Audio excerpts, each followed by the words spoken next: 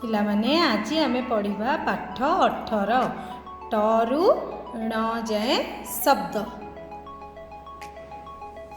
ପାଠ 18 ଚିତ୍ର ଦେଖି ପଢ଼ିବା। ଟ ଟଗର, ଟ ଟମାଟୋ, ଟ ଟଙ୍କା, ଟ ଟଭା, ଠ କଠଉ, ଠ ଗଠନ, ଠ ଚଉଠ, ଠ ଠଗ,